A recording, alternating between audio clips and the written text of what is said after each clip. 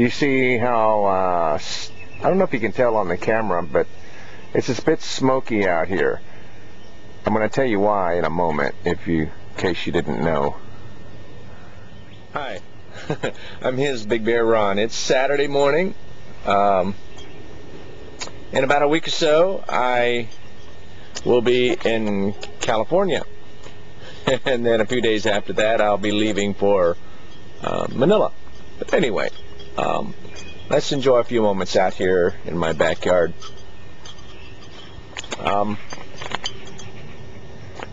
You've already met Rita.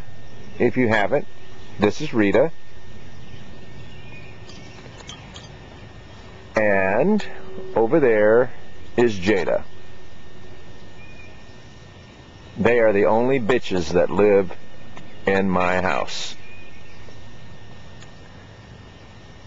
They get along with each other.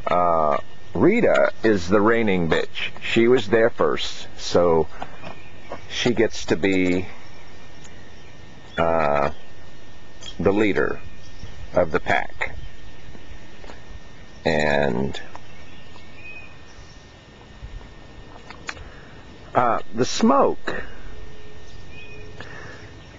that you might be seeing,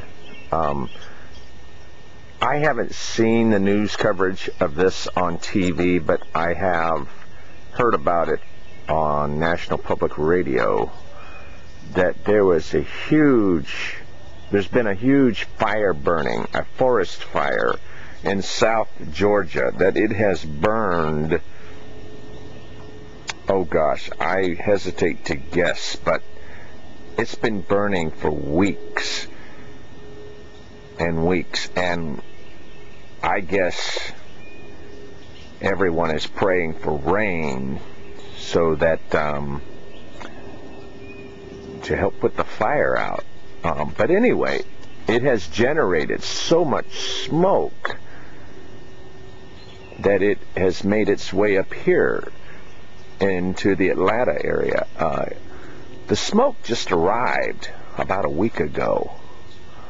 I mean, I couldn't tell it until then. I mean, you can smell it in the air, burning wood. I'm hoping that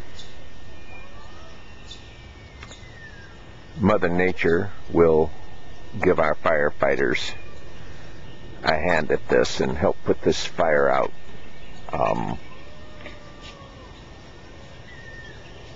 At any rate, I haven't seen pictures of it. I don't watch TV. I mean, I've gotten bored with TV, so I've not bothered to even turn mine on in over a year. I'm afraid that Rita would get involved with a squabble with another dog. I wouldn't want to have to deal with that, nor would I want to deal with neighbor reactions, you know. One time, the neighbors right over there, they have these two huge dogs. I can't say the name. I never can remember the name whenever it is I want to say it, so I'll type it on the text. But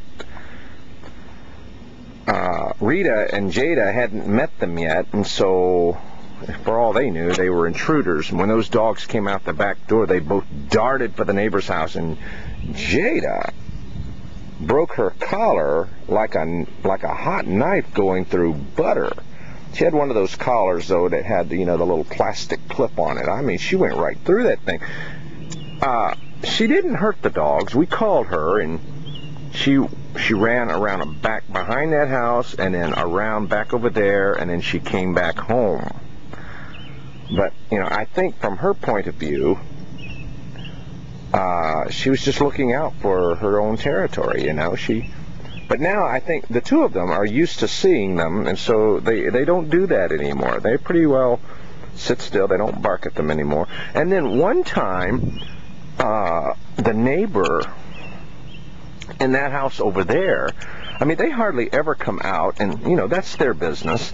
But one time they came out the back door, and again Jada and Rita darted for whoever it was, the neighbor, and Jada, she went through another collar, just like that collar was thin air. It scared the neighbor to death. I mean, I can't blame the neighbor for being so frightened. And I called Jada real firmly, and she came right back, so she's good at that. And I don't think she would have hurt anyone, but, you know, the neighbor doesn't know that. But anyway, I think the reason they did that was because they hadn't seen much of them, and for all they knew, the neighbor didn't belong in the picture, you know? Okay, the birds that are on that bird feeder, they blend in with everything. I don't know if you can see the activity or not, but I've got to fill those things up.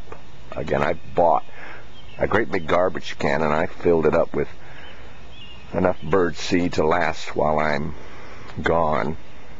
I'll bet the rabbit is a female, and I'll bet she has a litter. She always runs in that direction, though, and Rita keeps an eye on that area. Every time she comes out now, she kind of looks in that direction. I think she wants to catch that rabbit so badly. And so there's another reason I have to keep her on the leash. She's just being a dog. Oh, you remember that bucket right there? The bird is still in there.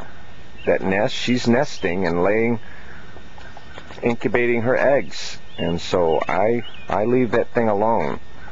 And I hope she's able to successfully raise her however many eggs hatch, and that they're able to fly off safely. But anyway, in that bucket, I'll know next year maybe to put that bucket upside down. It never did occur to me that a bird would. But, you know, birds, I guess they'll build a nest just anywhere they can find if they think it's safe. Anyway, it's Saturday morning. The smell of burnt firewood. Okay. Anyway, as you can see, everything's just growing. Remember that plant right there? It's going to get tall, and it's going to have one of them orange blooms. I'll see if I can find a picture somewhere and find out, or at least find out the name of what that plant is and tell you what it is. Over there, can you see my juniper bush? I think I paid $2 for it. And they don't require much water. That's why I have it on the hill there, so the water can run on down. They withstand a lot. That's one reason I got it. I may get some more of those. You know, I'm just gonna. See those trees right there? Okay, I'm looking forward to see what they look like as they get bigger and bigger and bigger. I hope they get tall, but they remind me of tropical trees. I don't know what they are. I don't know my trees. I know what a pine tree is. That's pretty much it. Anyway, yeah, I have to use this water hose. We're not allowed to water the lawn today. We're on odd days because my address is an odd number.